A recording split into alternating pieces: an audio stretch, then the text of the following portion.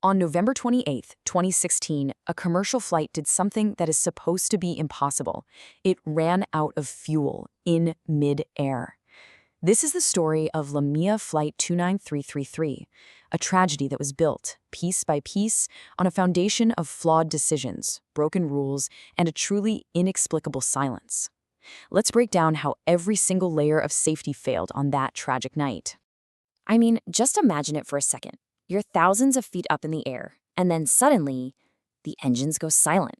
There are so many strict safety protocols designed specifically to make this scenario impossible. But on this night, every single one of those layers was peeled back and broken.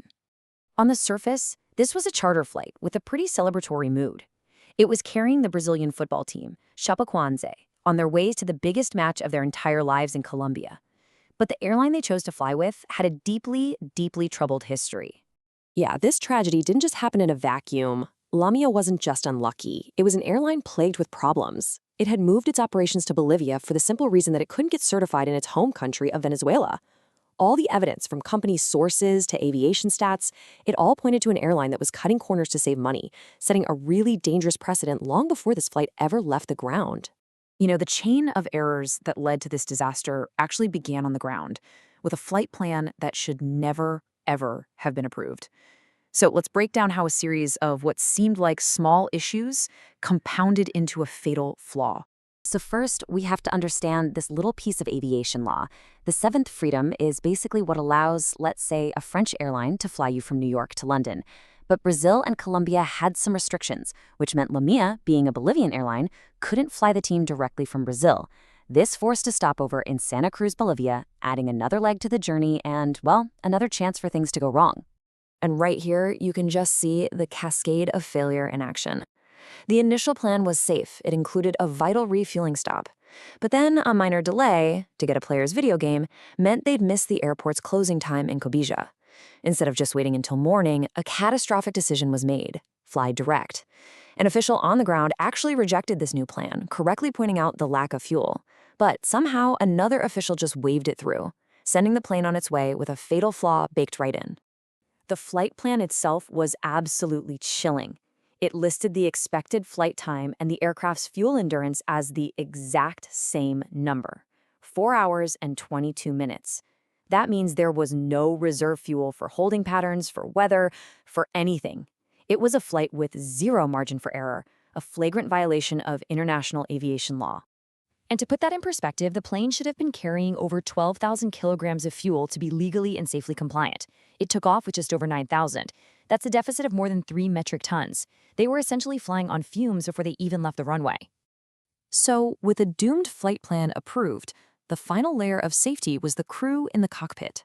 But here too, the environment was completely compromised, making sound decision-making almost impossible.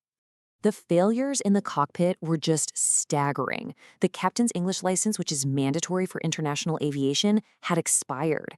The co-pilot had no certification at all. On top of that, an unauthorized person was in the cockpit, another pilot, but not an employee, actively participating in conversations. The voice recorder reveals they knew they had a fuel problem early on, even discussing diversion options, but ultimately, they did nothing.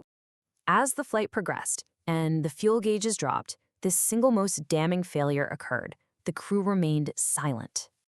At 16 minutes past 2 in the morning, the aircraft itself screamed for help. A low fuel warning sounded in the cockpit. This wasn't a suggestion. It was a critical alert that demanded immediate action. And yet the crew's response was silence. For 34 minutes after that first alarm, the crew did nothing. They flew right past a perfectly good diversion airport in Bogota. When air traffic control, completely unaware of their situation, told them to enter a holding pattern to wait for landing, they complied without a word of protest, just circling and burning the last of their precious fuel. When they finally did speak up, it was a casual request for priority due to a fuel problem, not the emergency it so clearly was. After finally mentioning a fuel problem, the captain's response to ATC's instructions was this passive, calm acknowledgement. "I'll be attentive for the vectors." There was absolutely no urgency in his voice, even as his aircraft was literally minutes from falling out of the sky. Their inaction stands in stark contrast to standard procedure. The moment that low fuel light came on, they should have declared minimum fuel and diverted. By the time they were put in a holding pattern, they needed to be declaring a Mayday emergency. They followed none of these life-saving steps. The inevitable outcome of this long chain of failures was now just moments away.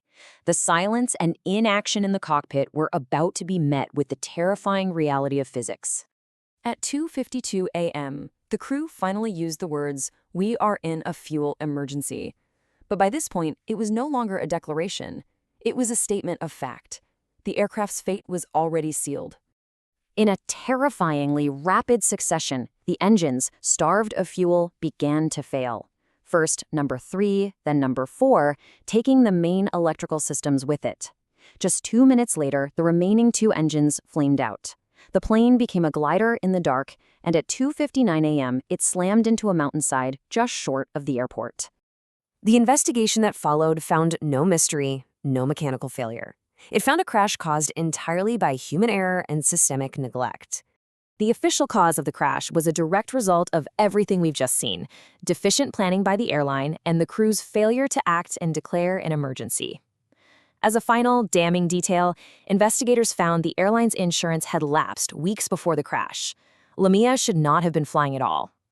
This was the cost. 71 people lost their lives. And miraculously, 6 people survived the impact. And that leaves us with the one question we can never truly answer. Why did the crew remain silent for so long? Were they afraid of the professional consequences of admitting they took off without enough fuel? Or was it commercial pressure from an airline known for cutting corners? We'll never know for sure, but their silence serves as a chilling reminder that in aviation, there is simply no fuel for error.